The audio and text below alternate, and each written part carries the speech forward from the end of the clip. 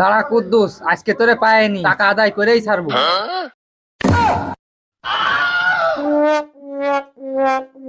আরে কুদ্দুস, তোরে আমি সারা জায়গা খুঁজে বেড়াচ্ছি, তুই কোনো জায়গা পাচ্ছি না। তোরে দে, আমার টাকা দে। টাকা তো পাবে, টাকা তোরে দিতেই হবে। তা ওরে এইভাবে দিলে তো হবে না, লোকজন সাক্ষীরাই দিতেই হবে। তুই তো কি ভাবতেছিস, টাকা দিবি তাই টাকা দে। বিষয়টা আমি কিন্তু কিছু বুঝতে পারলাম না। তুই আমার কাছে কিসের টাকা পাবি সেটাকে কদিন? কেন, তোর বাড়ি কুটুম আইলো, তুই 500 টাকা কজন নিলি নে? দে সে 500 টাকা দে। 6 মাস ধরে ঘুরোচ্ছিস তুই। কি আছে তোকে? কিছু বুঝলাম না। আর কোয়েন না ভাই, 6 মাস ধরে ওর কাছে 500 টাকা পাবো, এখনো দিইনি।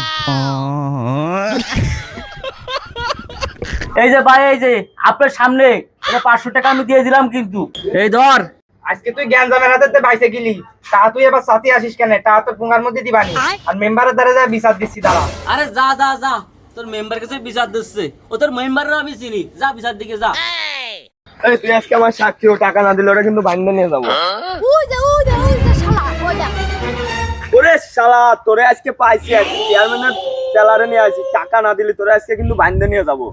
চেয়ারম্যানের স্যালারি তো নিয়ে আইছে, টাকা তোর দিয়েই দিতে হবে। টাকা যাও দিয়ে দেবো, তাহলে তুই ল্যালটা বাজাই দি। হেই, চুপ করে রয়েছি কা, আগে টাকা বের কর। ওই তুই আমার কাছে কিসের টাকা পাবি? হ্যাঁ, ও গলার মধ্যে গেলি সবকিছু ভুলে যাও, তাই না? যে আমার কাছে তো টাকা নিয়ে বাড়ি বাজার করে নিয়ে গেলি, খাইয়ে দে সব হজম হয়ে গেছে। টাকা দে তুই আগে তাড়াতাড়ি। ওই চেয়ারম্যানের স্যালা, দেখ এই দেখ 1000 টাকার নোট করে দিয়ে দিলাম, তুই কিন্তু সাক্ষী থাকলি। টাকা দিছিস ভালো কথা, কিন্তু তুই আমার যে গুরুনু গুরু হয়েছিস, এর বিচার আমি চেয়ারম্যানের কাছে দেবো। এই তো চেয়ারম্যান কার, তো চেয়ারম্যান নানার কাছে বিচার দিকে যা। তো চেয়ারম্যানের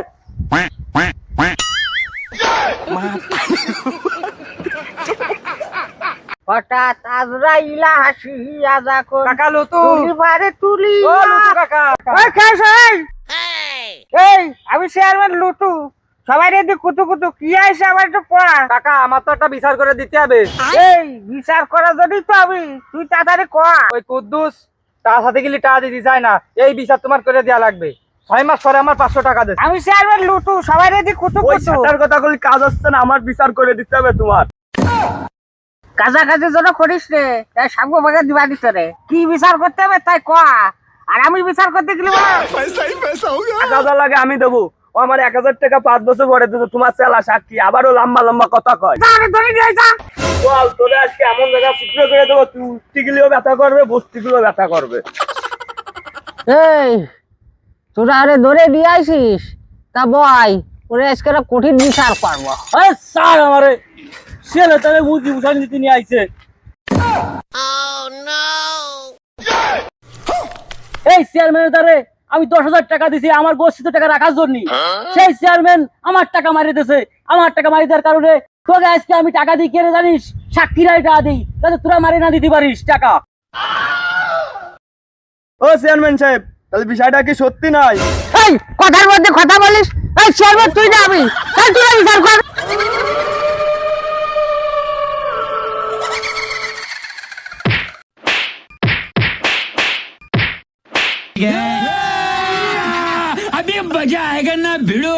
তাহলে আপনারাই বলুন, লেনদেনের সময় কি সাক্ষী রাখা উচিত? আমার মতে তো সাক্ষী রাখাই উচিত।